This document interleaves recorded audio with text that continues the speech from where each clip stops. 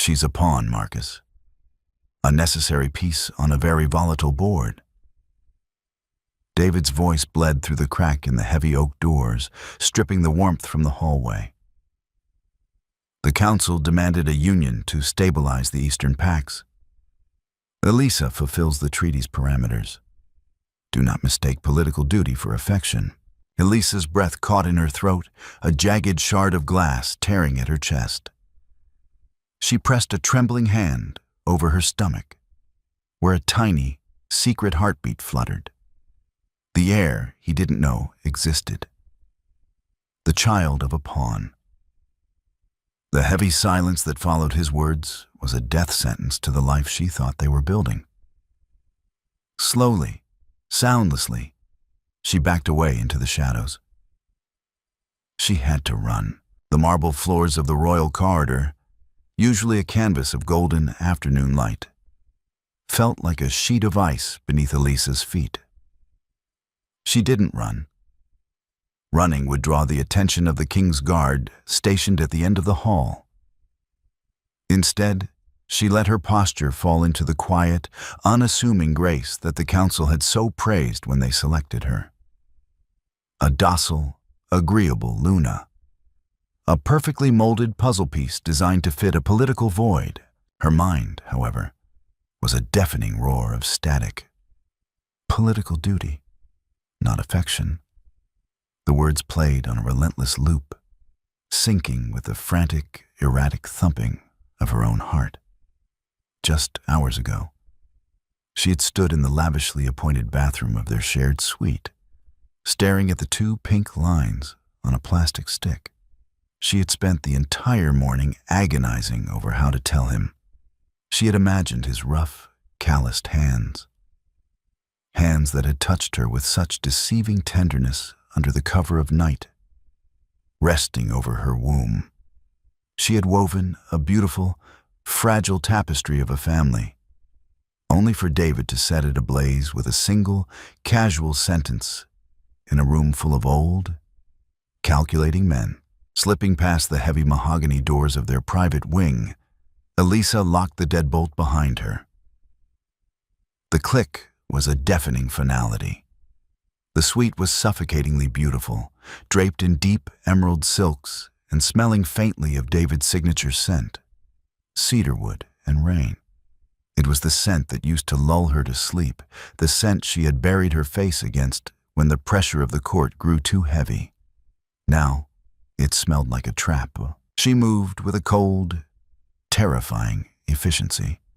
There was no time for tears. Tears were a luxury for women who were safe. She dragged a nondescript leather duffel bag from the back of the walk-in closet, a relic from her life before she was thrust into the glittering cage of the monarchy. What does a pawn take when she leaves the board? She bypassed the velvet-lined drawers, holding the ancestral diamonds.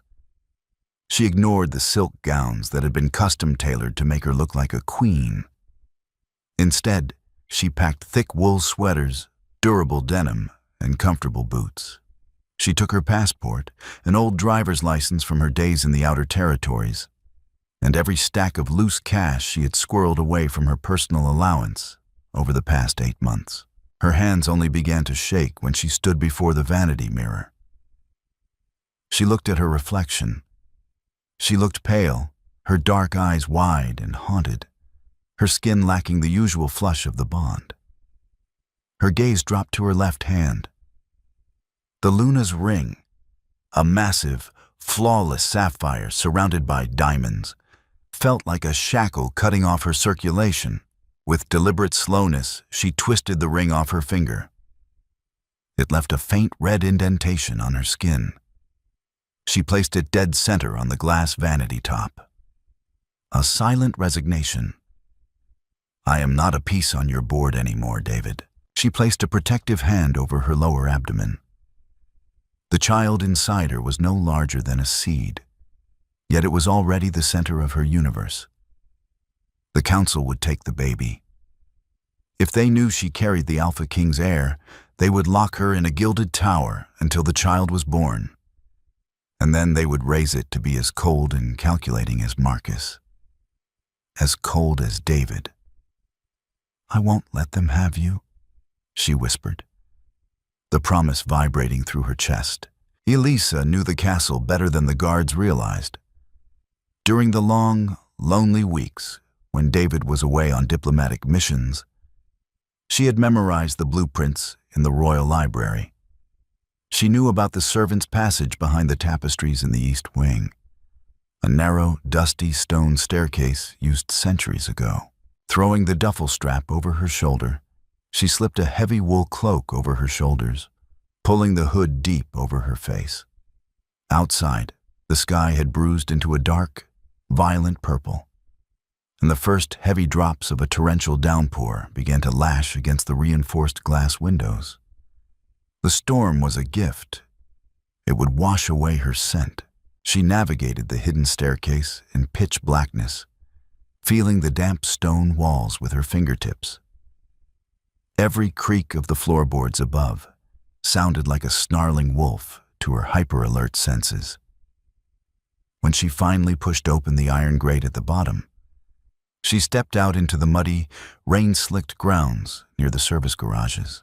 The groundskeeper's old, battered truck sat parked by the greenhouse, the keys famously left in the ignition by a man too old to care about protocol. Elisa climbed into the cab, the smell of damp earth and stale tobacco offering a bizarre sense of comfort. She turned the key. The engine coughed, sputtered, and roared to life. As she drove through the service gates, the rain hammering against the windshield in relentless sheets, she allowed herself one final glance in the rearview mirror. The castle loomed against the lightning-scarred sky, a fortress of secrets and lies. She pressed her foot hard on the accelerator, driving into the dark, vanishing into the storm. The air in the council chamber was thick enough to choke on. Alpha King David sat at the head of the long obsidian table, his jaw clenched so tightly his molars ached. For 3 hours, he had endured the thinly veiled threats and condescending advice of the 5 elders. They picked at his borders, they picked at his trade agreements. But mostly they picked at her. She is too quiet. Elder Marcus had sneered, swirling a glass of amber liquid. The packs need a Luna who commands fear, David, not a frightened doe you scooped out of the provincial territories to satisfy a piece of parchment. It took every ounce of David's immense, terrifying control not to vault across the table and rip Marcus's throat out. His wolf clawed at the inside of his ribs, a violent, possessive beast that demanded blood for the disrespect shown to its mate. But David was a king before he was a wolf. The Eastern Pacts were on the brink of rebellion. If the council sensed for a single second that Elisa was his weakness, that he loved her with a desperate, all-consuming fervor that defied logic, they would use her against him. They would target her. So, he had played the game. He had leaned back, masked his aura in ice, and delivered the lie that would keep her safe. She's a pawn, Marcus. Nothing more. He had said the words to deflect their venom, to render her invisible to their political machinations. It was a calculated risk. A verbal shield. Meeting adjourned. David finally rumbled, standing up abruptly. He didn't wait for the elders to rise. He turned on his heel, his heavy boots echoing like gunshots against the stone floor. The oppressive atmosphere of the chamber peeled away the further he walked down the corridors toward the royal wing. With every step, the ice he had carefully constructed began to melt. He needed her. He needed the soft, grounding scent of jasmine and vanilla. He needed the way she looked at him when the doors were locked, not as a terrifying alpha, but just as David. He wanted to bury his face in her neck, inhale her scent, and wash away the filth of the council's politics. He rounded the corner to their suite. The 2 royal guards snapped to attention, their armor clinking.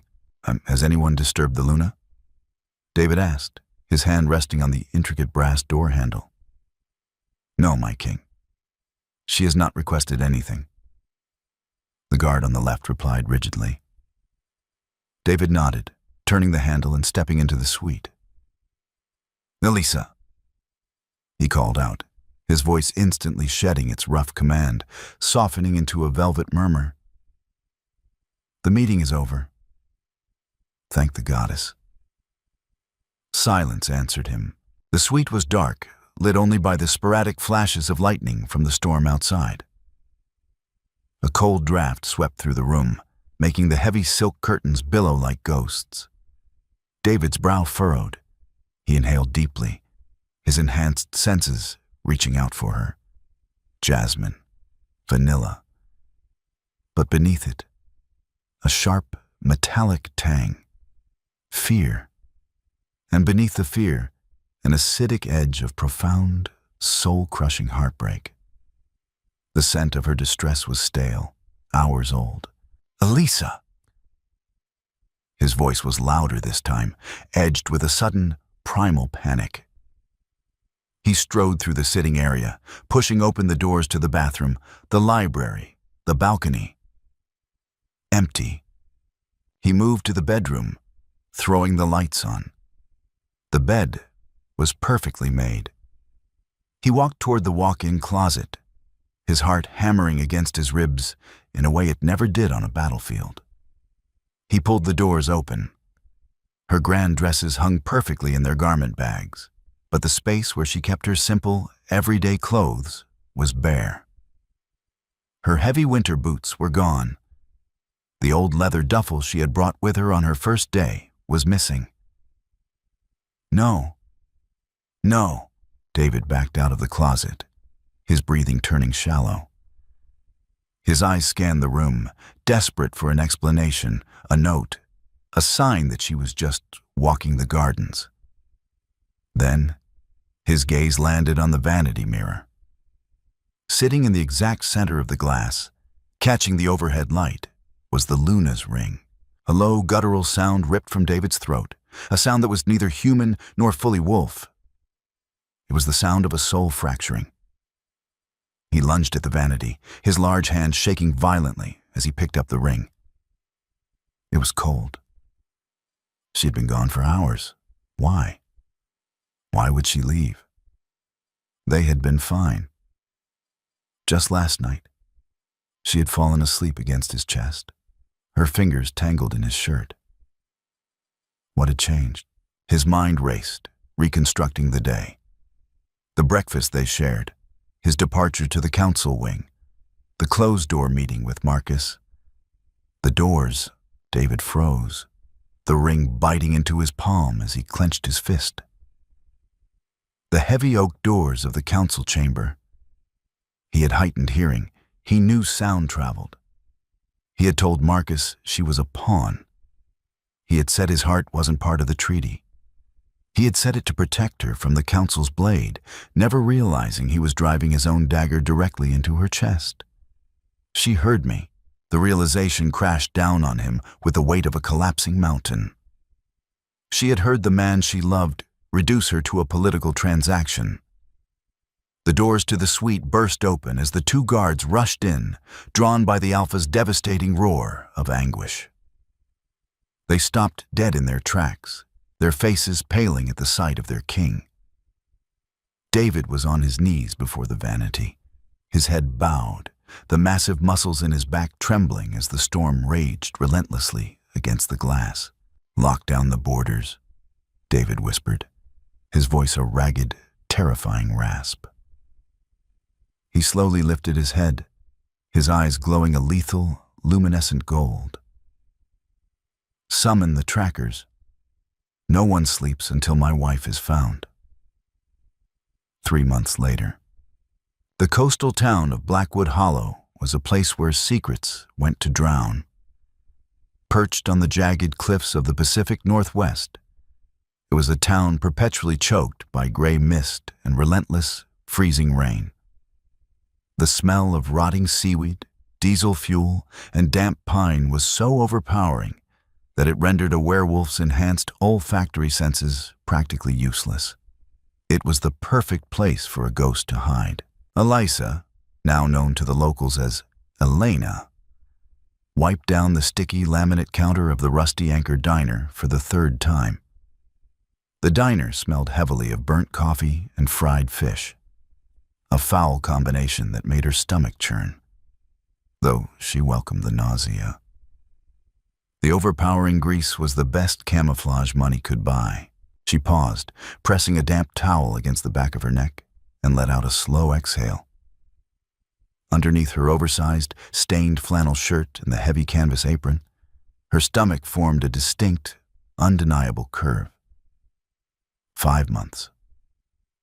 The baby was growing fast, strong, and active. Just moments ago, a sharp little kick against her ribs had nearly made her drop a stack of ceramic mugs. Every time the baby moved, a bittersweet pang echoed in her chest.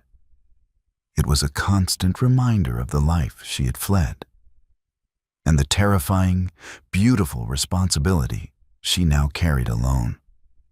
She had survived the first trimester through sheer adrenaline and the cash she had smuggled out. She lived in a cramped, drafty room above a bait shop, paid her rent in untraceable bills, and scrubbed her skin daily with harsh, pine-scented soap to mask the faint, lingering sweetness of her natural scent. She was exhausted, but she was free. The brass bell above the diner's heavy glass door chimed, cutting through the low hum of the refrigerator and the clatter of the rain. Elisa didn't look up immediately. She continued wiping the counter, moving toward the back kitchen. But then, the air in the diner shifted. The atmospheric pressure seemed to drop. The hairs on the back of Elisa's arms stood up, a primal instinct flaring instantly to life. She took a discreet, shallow breath through her nose. Beneath the overwhelming stench of the diner, she caught it. Copper, wet earth, and the distinct, sharp tang of ozone that accompanied an apex predator. A lichen. Her blood turned to ice. She didn't freeze. Survival training, both instinctual and learned in the treacherous halls of the royal court, took over. She slipped seamlessly behind the swinging wooden door of the kitchen, pulling it shut just enough to peer through the narrow circular window. A man had stepped up to the counter. He was tall, built like a brick wall, wearing a dark, expensive trench coat that looked absurdly out of place among the flannel-clad fishermen occupying the booths. He didn't look at the menu. His eyes, a sharp, unnatural shade of amber, scanned the room with predatory calculation. It was Silas, one of David's elite trackers, the king's personal hound. Elisa pressed a hand over her mouth to muffle her breathing. Her heart was beating so violently, she feared Silas could hear it from the front of the house. Why was he here? How had he tracked her through the storm, across state lines, into a neutral, human-dense territory? Coffee. Black. Silas rumbled as Old Man Jenkins, the diner's owner, hobbled up to the register. "Coming right up, stranger. Nasty weather to be passing through," Jenkins said, pouring the sludge into a paper cup. "You lost?" "Looking for someone," Silas said, his voice flat, devoid of human warmth. He reached into the inner pocket of his trench coat and pulled out a sleek tablet. He tapped the screen and slid it across the counter toward Jenkins. A woman. Dark hair, brown eyes, about 5'5". She would have arrived in the area roughly 3 months ago. Elisa closed her eyes, pressing her back against the cold stainless steel refrigerator in the kitchen. She grabbed a handful of raw coffee grounds from a nearby bin and rubbed them frantically onto her neck and wrists, desperate to bury any microscopic trace of her jasmine scent. Jenkins squinted at the screen. Elisa's chest tightened. If Jenkins recognized her, if he pointed to the back room, she wouldn't even have time to make it to the alley door. Silas was too fast. "Pretty girl," Jenkins muttered. but we get a lot of drifters up this way. Transients looking for cannery work. Face doesn't ring a bell. You a cop? Private security. Silas lied smoothly. He took the coffee, leaving a $100 bill on the counter. He didn't ask for change. If she comes through, call the number on the screen. There's a $50,000 reward for information leading to her safe return. $50,000. A fortune for anyone in this town. Elisa's stomach plummeted. David wasn't just looking for her. He was tearing the world apart to drag his pawn back to the board. Silas turned toward the door, but paused. He tilted his head slightly, his nostrils flaring as he took a deep breath of the diner's stagnant air. Elisa stopped breathing completely. Her hand instinctively shielded her rounded belly. For 3 agonizing seconds, Silas stood frozen, his predatory senses sifting through the grease, the fish, and the rain. Then the bell chimed again as a group of loud, wet loggers barged in, overwhelming the space with the smell of wet dog and cheap beer. Silas's focus broke. He pushed past them and disappeared into the storm. Elisa let out a ragged, silent sob, sliding down the refrigerator until she hit the linoleum floor. She was safe for the moment, but the illusion of Blackwood Hollow was shattered. Silas was in the town. David's net was closing in. She looked down at her stomach, her jaw setting in a fierce, terrified line. She couldn't stay here tonight. She had to run again. But this time, she was running out of places to hide. The room above the bait shop was little more than a slanted roof and a cot. But for 3 months, it had been a sanctuary. Now, it felt like a trap waiting to spring. Elisa burst through the flimsy plywood door, her breath coming in ragged, painful gasps. The baby, agitated by her sudden spike in adrenaline, rolled heavily against her ribs, sending a sharp ache through her abdomen. "I know, little one, I know." "We have to go," she whispered, her hands flying methodically across the tiny space. She abandoned the few comforts she had acquired, a thick quilt, a small space heater, and shoved only her remaining cash, her false identification, and 2 changes of clothes into her leather duffel. Silas was a bloodhound, a rare lichen genetic offshoot whose tracking abilities were legendary. If he was in Blackwood Hollow, he was already sweeping the grid. The diner had bought her minutes, not hours. She couldn't use the bus terminal. That was the first place a tracker would lock down. She couldn't buy a car. The registration process, even forged, left a digital footprint David's tech division would instantly flag. There was only one way out of a town, wedged between impassable mountains and the ocean, the harbor. Elisa pulled her wool hood down, stepping out into the torrential freezing rain. The storm that had been her ally on the night she fled the capital was now a brutal adversary, chilling her to the bone. She navigated the back alleys, slipping on slick cobblestones, her arm wrapped protectively around her swollen belly. The docks were a chaotic symphony of groaning wood, crashing waves, and shouting deckhands. Commercial fishing vessels were making their final preparations to beat the worst of the incoming gale. Elisa zeroed in on a rusted, hulking trawler named the Iron Maiden. It was an unregulated, independent vessel, the kind that dealt in cash and asked 0 questions. She approached the captain, a grizzled, imposing man shouting orders over the roar of a diesel engine. "I need passage to Seattle," Elisa shouted, her voice trembling but her gaze unyielding. The captain looked her up and down, taking in her drenched clothes and the undeniable curve of her pregnancy. He scoffed, wiping oil from his hands. "We ain't a passenger ferry, sweetheart. It's a rough ride.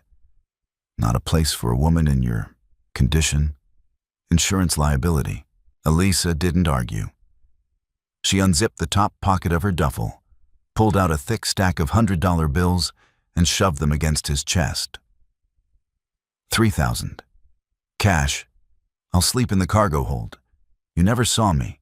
The captain stared at the money, then at her desperate, haunted eyes. The unspoken rule of the docks was survival, and $3,000 covered a lot of fuel. He snatched the bills, tucking them into his heavy coat. Bottom deck, past the ice machines. Keep out of my crew's way, and if you go into labor, you're on your own. Elisa nodded quickly, scrambling up the wet metal gangway. She descended into the dark, freezing bowels of the ship. The stench of raw fish, ammonia, and diesel was suffocating. But it was perfect.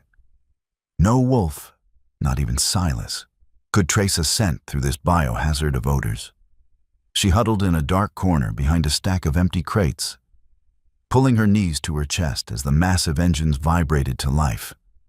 Above deck, the crew yelled for the mooring lines to be cast off. Suddenly, a heavy rhythmic thud echoed on the metal decking above. Elisa's blood ran cold. The vibration wasn't a deckhand's boot. It was the heavy, calculated stride of an apex predator. Silas. Harbor Master says you're leaving early, Captain. Silas's deep, emotionless voice bled through the grated ceiling directly above Elisa's head. Storm's turning. Gotta beat the swells. The captain grunted. State your business, stranger. We're casting off. Looking for a runaway. Dark hair, brown eyes. Might be trying to buy her way off the grid. Elisa pressed her hands over her mouth, squeezing her eyes shut. She was trapped in a steel box.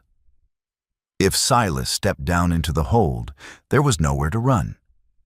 She forced her heart rate to slow, employing the deep breathing meditative techniques David had taught her to calm her anxiety during council galas.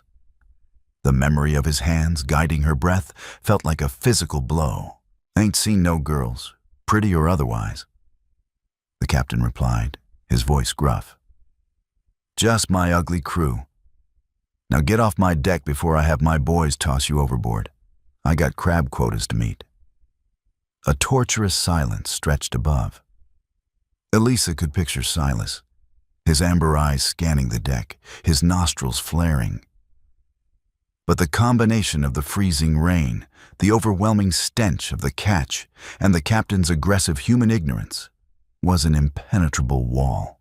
Safe travels, Silas finally murmured. The heavy thud of his boots retreated down the gangway.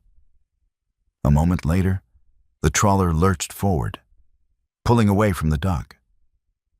Elisa collapsed against the freezing steel wall, trembling violently as the boat pitched into the unforgiving sea. She had survived. But the cost was a piece of her soul, chipped away by the relentless terror of being hunted. The royal palace of the Eastern Pax was supposed to be a beacon of strength and prosperity. Instead, over the last 3 months, it had become a mausoleum. Alpha King David stood in his private study, staring out the floor-to-ceiling windows at the sprawling, manicured gardens. The glass reflected a man who was unraveling. He had lost weight, his cheekbones sharp and hollow. His usually pristine beard was overgrown, and his eyes, once a commanding, steady gold, were bloodshot, rimmed with the deep purple of chronic insomnia. He hadn't slept a full night since he found her ring on the vanity. Every time he closed his eyes, he saw her. He smelled the phantom scent of jasmine and vanilla lingering in the linens, a cruel trick of his grieving wolf. The heavy oak doors behind him swung open, breaking the silence. I explicitly ordered the guard not to permit entry. David rumbled, not bothering to turn around.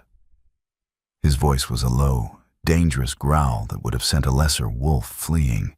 The guards are terrified of you, David. I am not. Elder Marcus replied, stepping into the room. He leaned heavily on his silver-tipped cane, his expression a mask of cold condescension. You are neglecting your duties.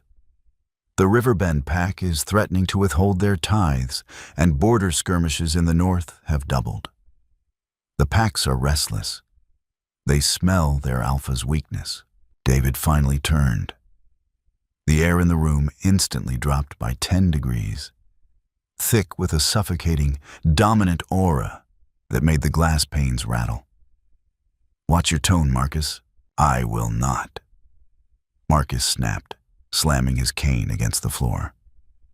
You are tearing this kingdom apart for a girl. We brought her here to be a diplomatic bridge, and she proved herself unstable.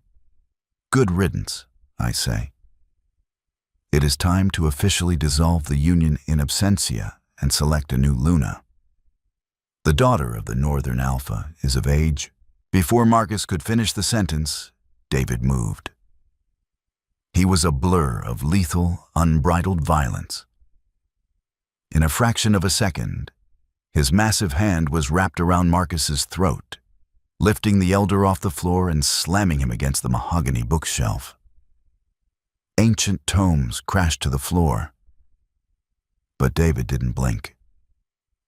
His claws extended, pricking the fragile skin of the elder's neck. Say another word about replacing her, David hissed, his wolf bleeding into his voice, his eyes glowing a blinding, feral gold. Say it, and I will rip your throat out and mail it to the Northern Alpha as a warning. Marcus choked, his hands clawing uselessly at David's immovable grip. Fear, true, unadulterated terror, finally pierced the old man's arrogance. She is my mate, David growled, leaning in so close Marcus could feel the heat of his rage. Not a pawn, not a diplomatic bridge. Mine. And until she is back in my arms, the council will manage the borders, or they will burn. Do you understand me? Marcus managed a pathetic, breathless nod. David released him in disgust.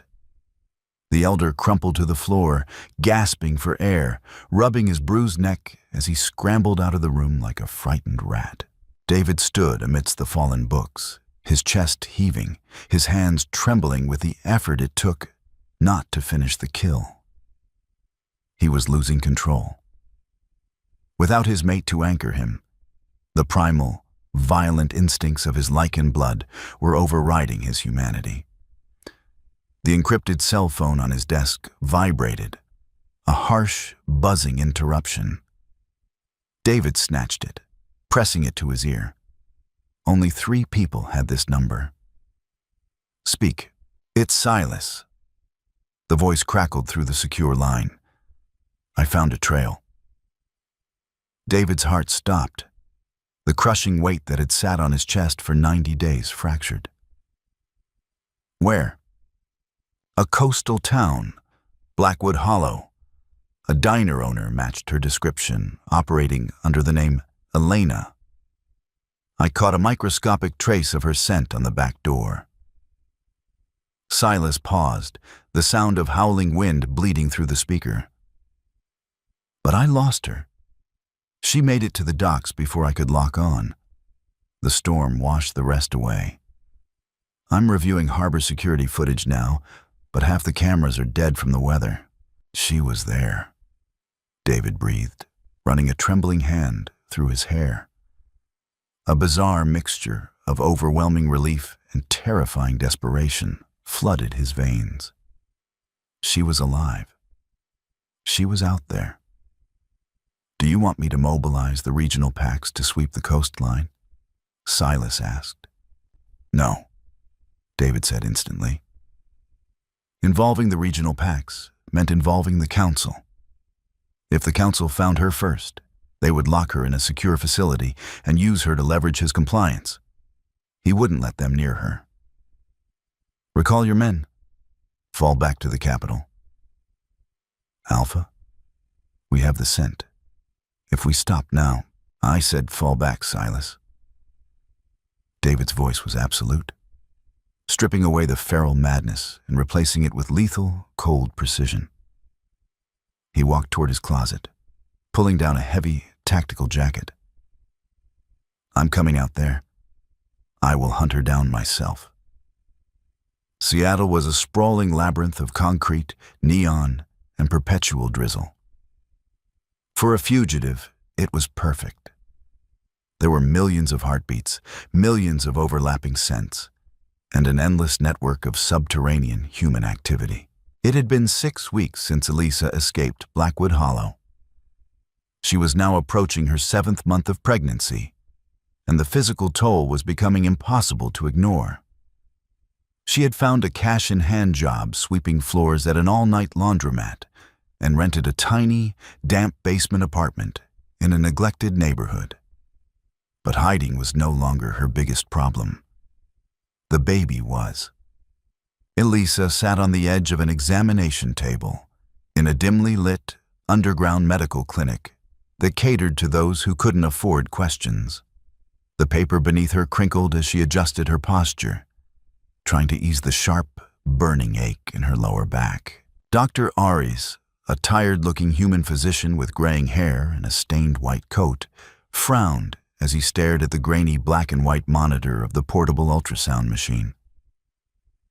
The rhythmic whoosh, whoosh, whoosh of the baby's heartbeat filled the small room. "I don't understand," Dr. Aris muttered, adjusting the transducer on Elisa's gel-slicked belly. He tapped the screen. "Elena, are you absolutely certain about your dates? You said you are 26 weeks. "Yes," Elisa lied smoothly.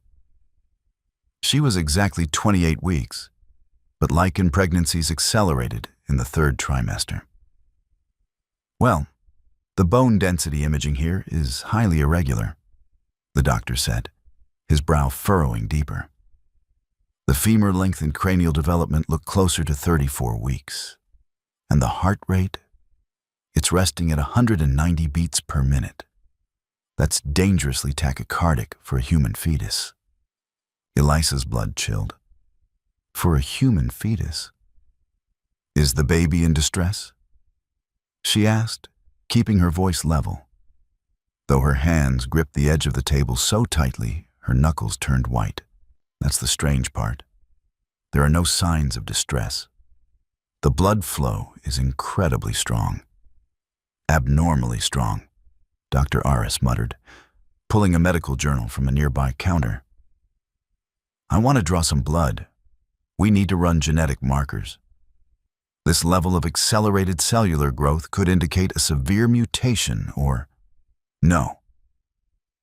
Elisa sat up abruptly, grabbing a paper towel to wipe the cold gel from her stomach. "No needles, no tests. We're fine. Elena, please listen to me. If there is a chromosomal anomaly, you need a specialist. This clinic isn't equipped." "How much do I owe you for the ultrasound?" She interrupted, her voice hardening with the authority of a Luna she thought she had left behind. She pulled her oversized sweater down, her protective instincts flaring. The doctor sighed, recognizing a wall he couldn't break. $50. But I strongly advise. Elisa tossed a crumpled $50 bill onto the counter and walked out the door before he could finish. The Seattle air was biting as she stepped out of the clinic into a narrow, trash-strewn alleyway. The rain had paused, leaving a thick, suffocating fog rolling off the Puget Sound. She hugged her coat tightly around her protruding stomach, her mind racing. The baby was developing too fast. The lichen traits were manifesting strongly, and she had no pack doctor to guide her, no safe place to give birth without raising alarms. She took 3 steps down the alley before a terrifying realization hit her. The hairs on the back of her neck stood up. The air suddenly felt dense, vibrating with a low, oppressive frequency. She stopped. The shadows at the end of the alley shifted. A man stepped into the dim light of a flickering street lamp. He was disheveled, his clothes torn and stained with grime. But it was his eyes that made Elisa's heart stop. They were glowing a sickly, pale yellow. A rogue. A wolf without a pack, driven half-mad by isolation.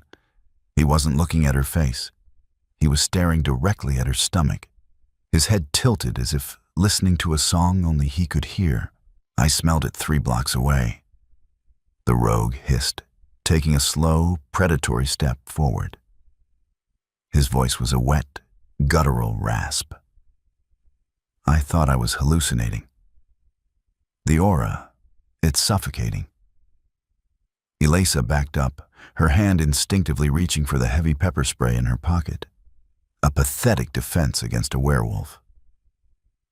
But it was all she had. Get away from me. A human carrying a wolf. The rogue laughed, a broken, terrifying sound. No, not just a wolf. I can feel the dominance pressing on my lungs. You're carrying an alpha, a pure blood. Elisa's breath hitched. The baby wasn't just developing quickly. As the heir to the strongest alpha king on the continent, the child's dormant power was waking up. The baby was emitting a latent lichen aura, a scentless, energetic beacon that any sensitive wolf nearby could feel. She wasn't just hiding herself anymore. She was carrying a lighthouse in the dark. An alpha pup. The rogue sneered, his claws extending with a sickening snick as he crouched, his muscles coiling to spring. Do you know what the black market would pay for royal blood?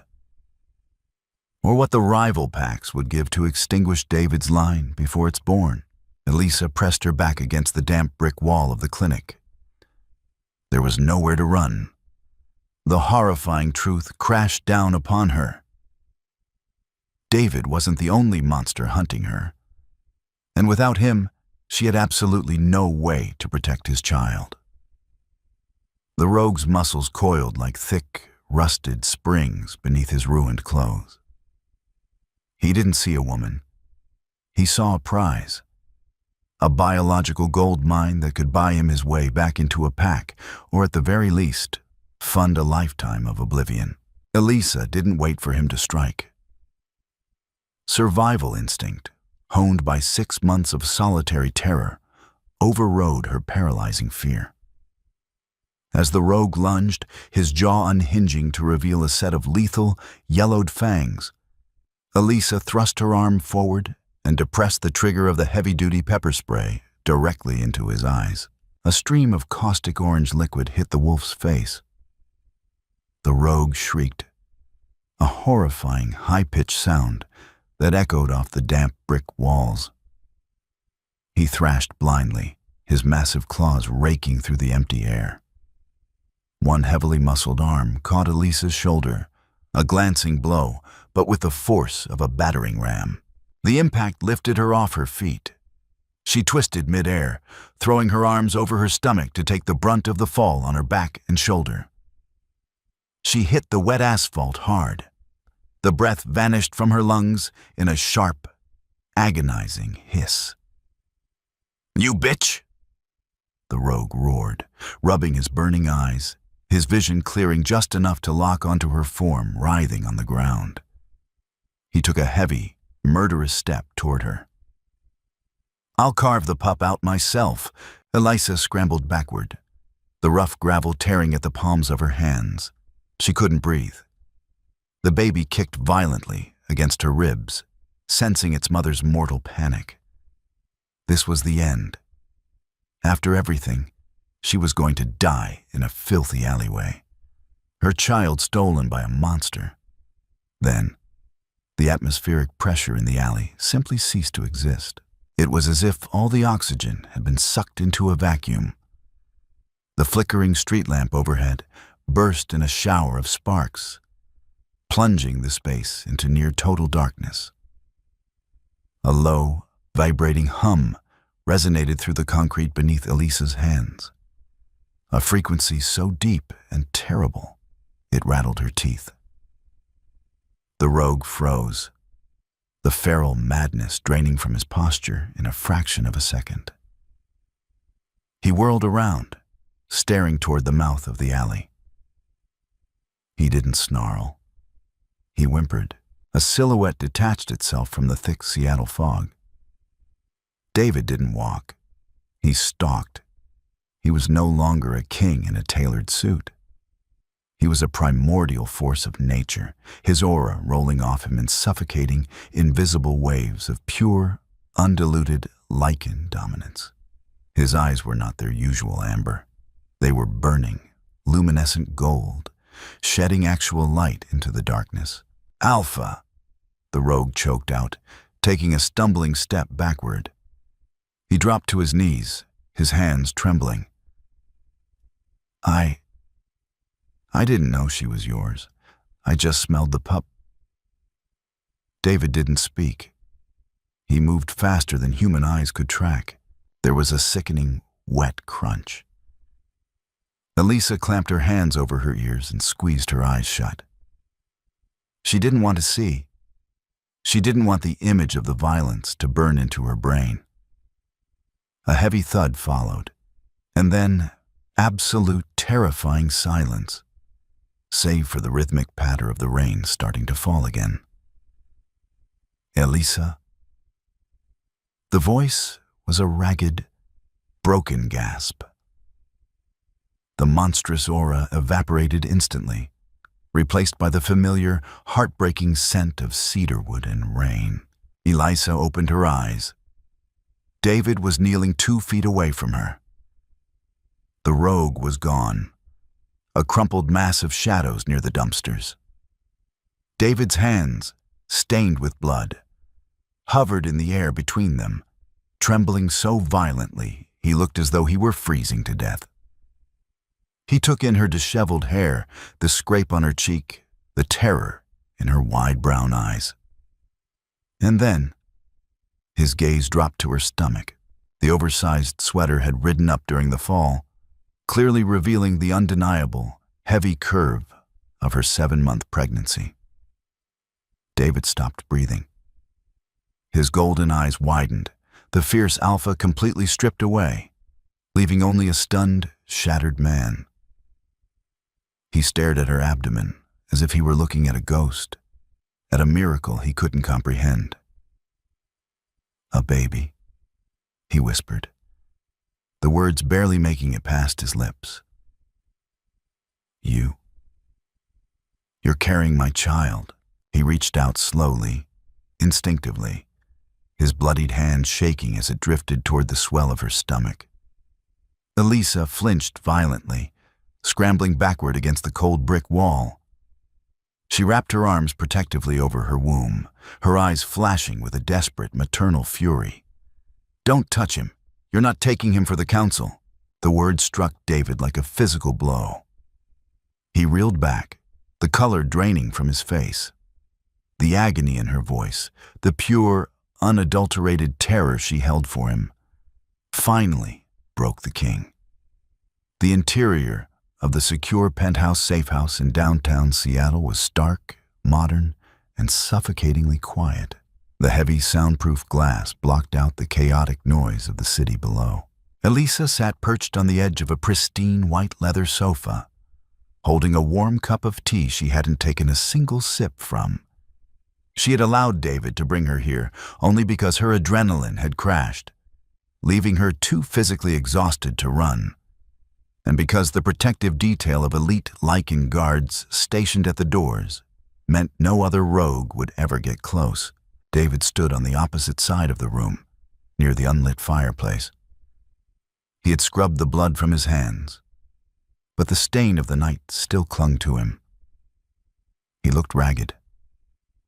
The sharp, commanding alpha king she remembered was gone, replaced by a man hollowed out by months of grief.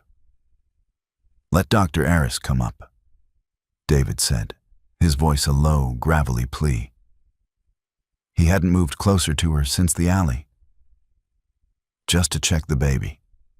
To make sure the fall didn't—" "We're fine," Elisa said, her voice tight, devoid of emotion. She stared at the swirling surface of her tea. "The baby's lichen aura is strong. It acts as a physical buffer. He protected himself. David squeezed his eyes shut, a muscle feathering in his jaw. He, a son, an heir. Why, Elisa? The question ripped from his chest, ragged and desperate.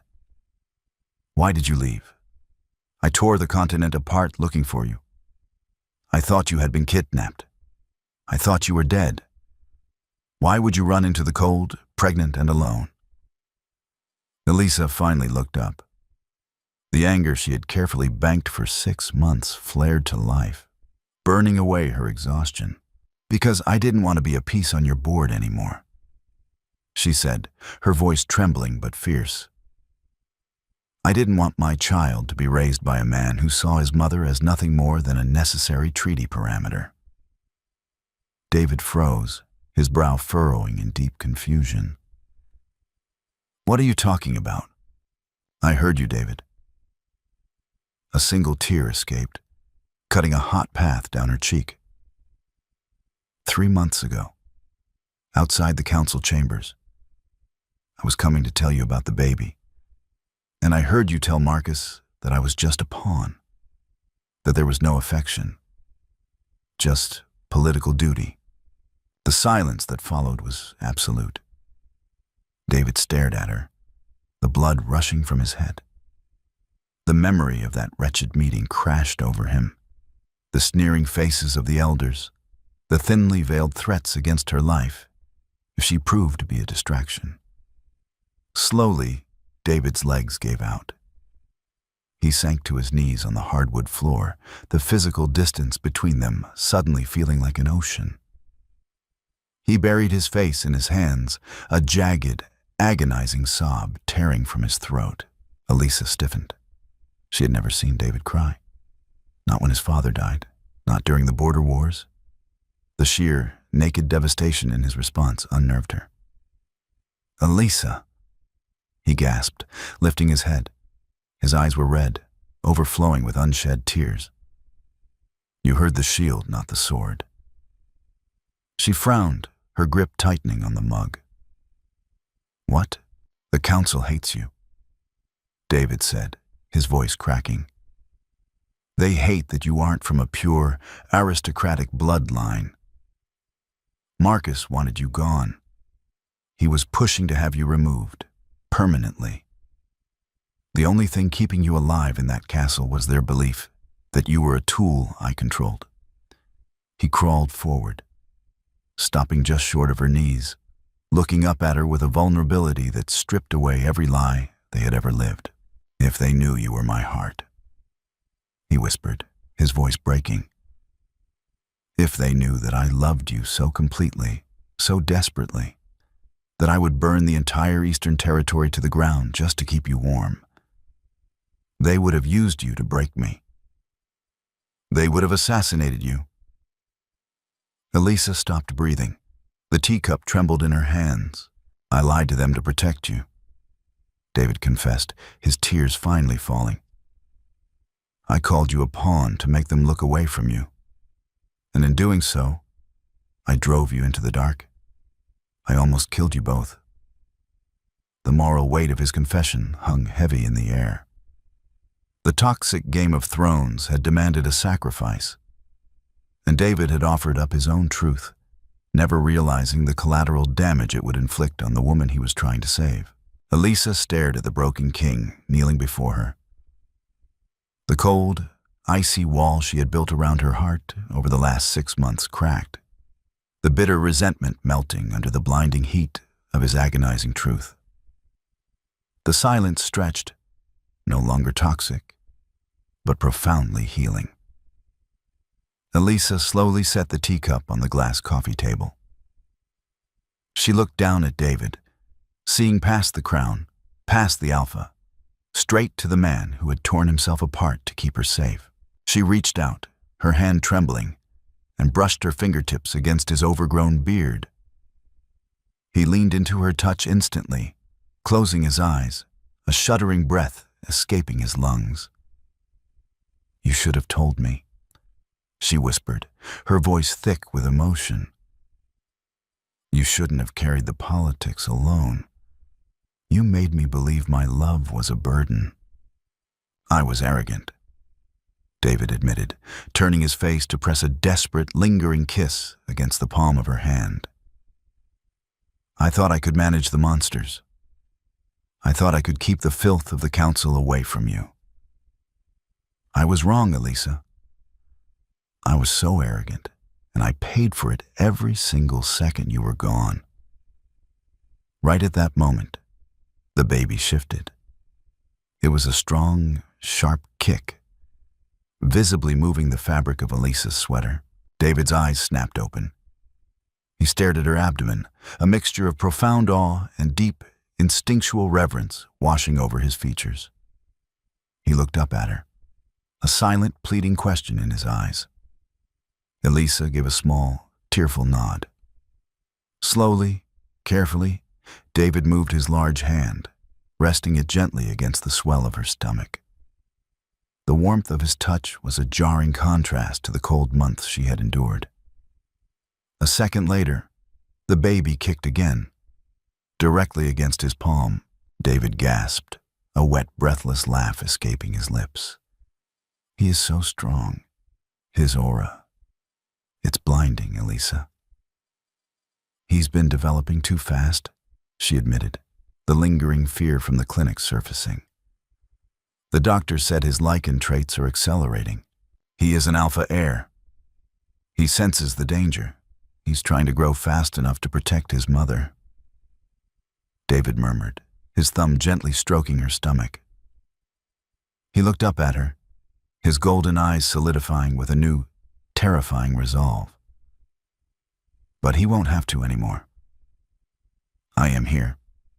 The storm that had chased Elisa into the dark had finally broken, leaving behind a hard, undeniable clarity. She had run to escape a cage, only to discover that her true freedom lay not in hiding, but in dismantling the very system that threatened her family. Standing beside David, feeling the strong, steady heartbeat of their unborn heir between them, she was no longer a pawn.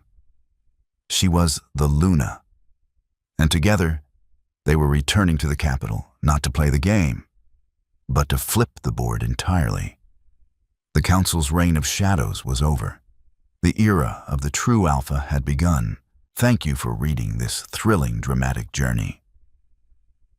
If you felt the tension and loved the twists in David and Elisa's story, please drop a like, share this tale with your fellow romance and drama lovers, and subscribe for more pulse-pounding, emotional stories.